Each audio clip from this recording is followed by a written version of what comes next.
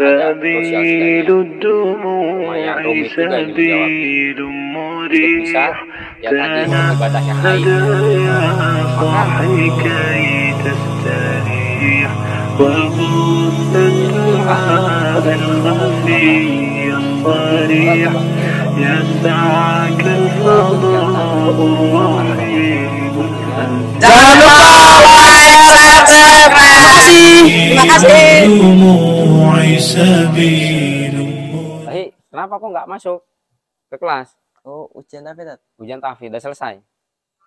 Belum, Tat. Belum. Ya udahlah, mudah-mudahan sukses lah ya, dimudahkan sama Allah ya.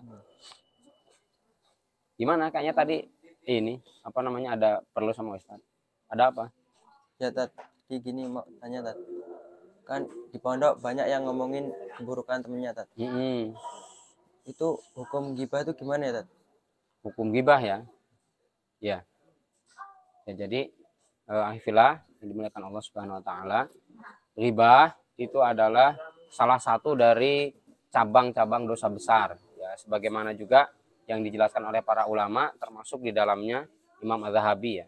Beliau mengatakan ya itu bagian dari cabang dosa besar.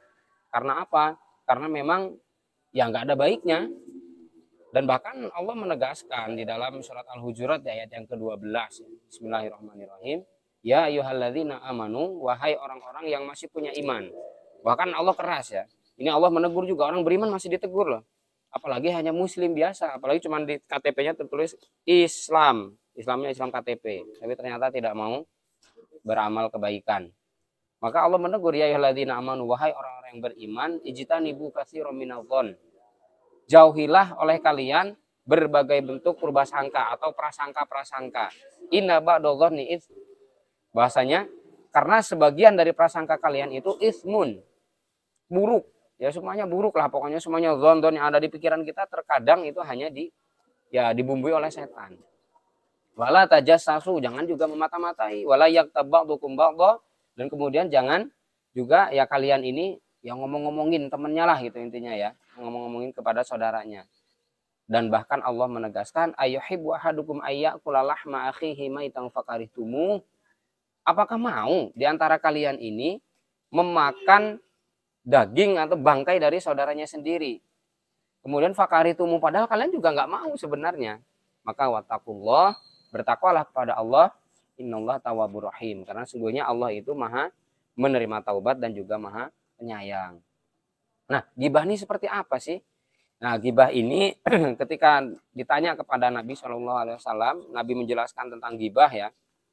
Jadi zikruka akhoka ya, menyebut-nyebut nama dari saudaramu, kemudian dia membencinya.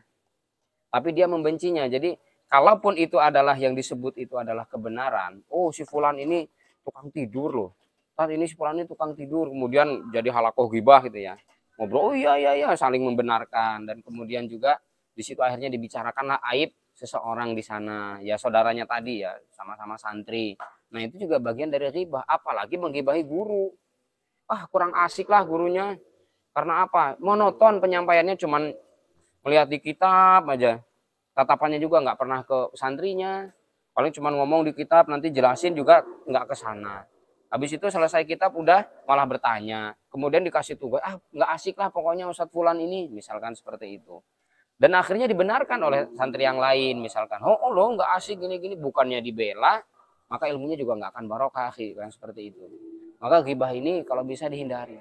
Suatu ketika Ibunda Aisyah radhiyallahu anha, beliau mendatangi Nabi. Saking cemburuannya Ibunda Aisyah itu cemburuan, cantik, cerdas, tapi cemburuan. Itu istri Nabi yang luar biasa ya. Ketika itu beliau ini menjelaskan sisi buruk dari Hafsah atau istri Nabi yang lain ya. Ya Rasulullah, Hafsah itu kan pendek, tua, gini. Pokoknya nggak asik lah. Maka Nabi SAW mengatakan, wahai Aisyah, ketahuilah, seandainya ucapan kamu ini, ludah ya, menetes ke lautan, maka niscaya lautan itu akan menjadi busuk. Akan baunya akan akan merebak di dalamnya, yaitu bau busuk. Karena apa? Karena ucapan kamu tadi itu ucapan yang tidak baik. Ya nggak boleh seperti itu. Coba istri Nabi ditegur oleh Allah Subhanahu Wa Taala melalui Rasulnya. Nah, apalagi hanya kita. Nabi bukan. Orang soleh juga belum tentu. Kita baru mau OTW soleh kan. Kemudian apalagi? Ya kita ini masih jauh lah pokoknya dari mereka-mereka yang sudah dijamin Allah masuk surga. Kalau Nabi sudah jelas, istri Nabi sudah jelas dijamin surga. Kemudian juga orang yang paling dekat dengan Rasul.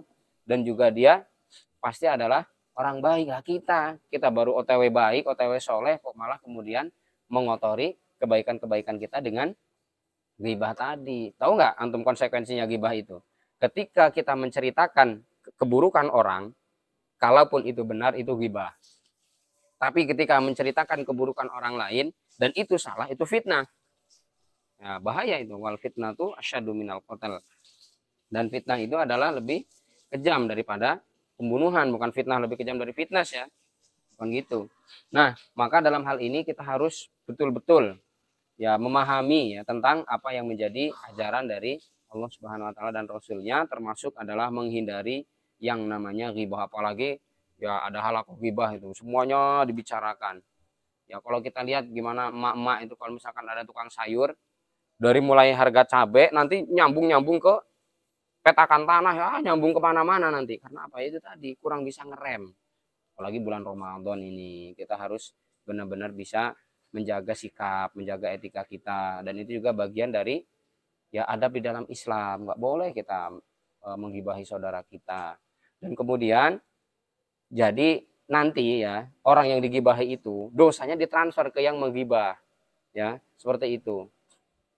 Atau sebaliknya orang yang menggibah pahala-pahalanya itu ternyata oleh Allah ditransferkan kepada yang digibahi. Kalau sudah tidak ada lagi kebaikan dalam hal itu, maka dosa-dosa yang digibahi akan diberikan kepada si yang menggibahi. Nah ini kan ya rugilah kita. Ya hidup di dunia hanya sekali, akan tetapi ternyata mungkin kita sudah berusaha menanam, ternyata gagal panen. Karena apa? Karena hanya itu tadi.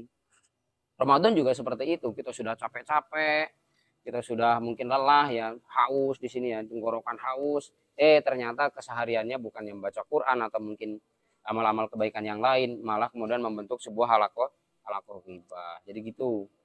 Jelas ya? Cukup ya. Ya, jadi ya kita harus perhatian lah terhadap syariat Allah ya, jangan main asal terabas saja karena itu adalah bagian dari keputusan dan ketetapan dan hukum Allah Subhanahu wa taala. Jadi gitu sih. Terima kasih, Dad. Ya, sama-sama. هبت كالريح قوية شبت كالنار